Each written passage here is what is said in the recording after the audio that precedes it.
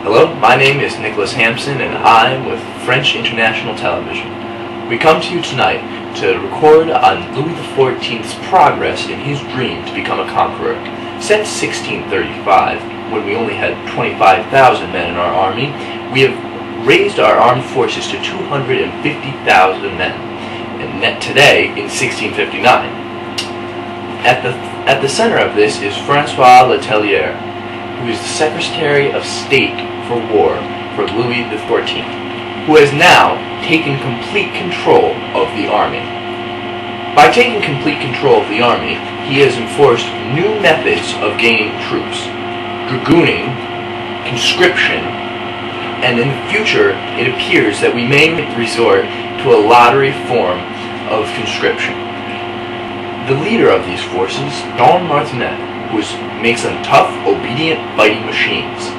In this new army, a commissariat has been set up to make sure that all the soldiers are fed and they are not living off the land as they have been in past years. An ambulance corps has been created for injured troops, and uniforms and weapons are now standardized throughout the army.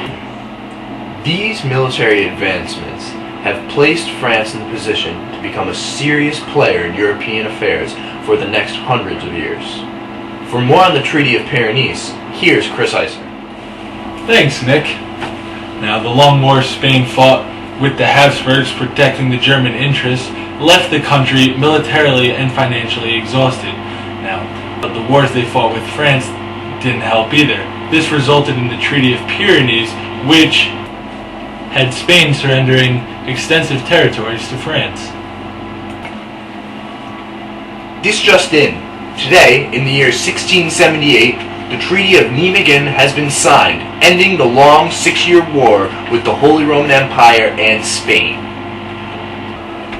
This war started in 1672 when Louis XIV himself led 100,000 men into Holland. The Dutch, in desperation, opened the dikes and flooded the land, leaving the military in a quagmire of sorts.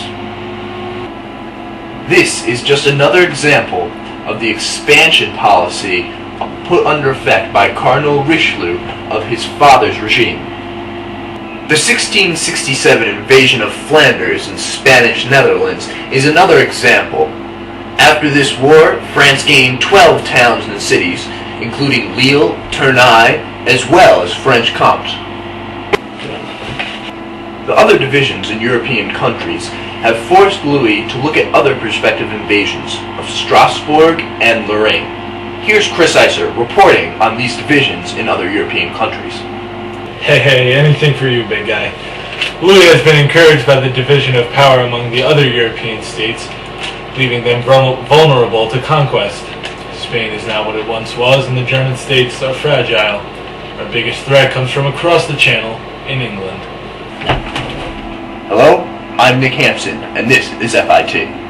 The year is 1695, and situations are looking grim. The peasants have revolted due to bad crop seasons and a heavy tax on them by the government. These taxes were imposed because of a large-scale war against the Bank of England and the Bank of Amsterdam. The other ways of raising money put into effect by Claude Lepellier, the Minister of Finance, include a seizure of all the silverware in France, as well as selling of political positions, titles of nobility, and tax exemptions. 2 million people have died of starvation after the famines over the past 3 years. Without peace soon, things are looking grim for France. I'm Nick Hampson signing off. Good evening, I'm Chris Iser. According to this, Nick Hampson has starved to death. Who's got 2 thumbs and just got a promotion? This guy. The year 1770, and at last, Spain has closure. After the Spanish succession, Louis' grandson has been named to the throne. It's 1701. The English, Dutch, Austrian, and Prussian have formed a grand alliance against our king, Louis XIV. It's 1704, and France has suffered two great losses at the hands of Eugene, Prince of Savoy of the Holy Roman Empire, and John Churchill of England at Bavaria and Ramillies. For all of us here at FIT, have a good evening. We're going on a 23-and-a-half-hour break. Good night, Canada.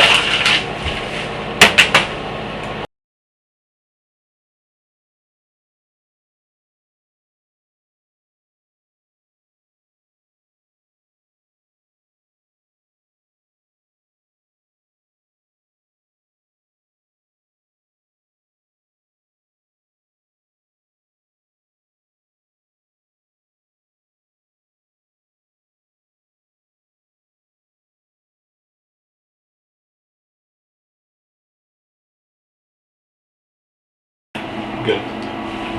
The divisions in other European countries. Got it right. The divisions. Stop laughing. Good. The divisions in other European countries have forced Louis to look at. France is now at a... Fix it. Militarily speaking, France is at the height of its power. Wonderful. Wait.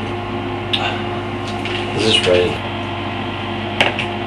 As well as heavy taxes and selling of political positions.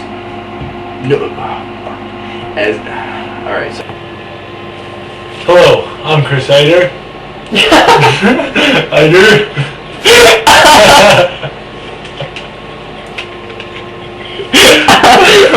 You don't know your own last name.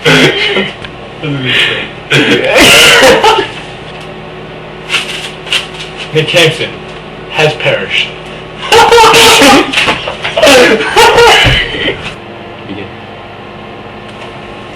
It's 1701, and the English, Dutch, German... Not the Germans.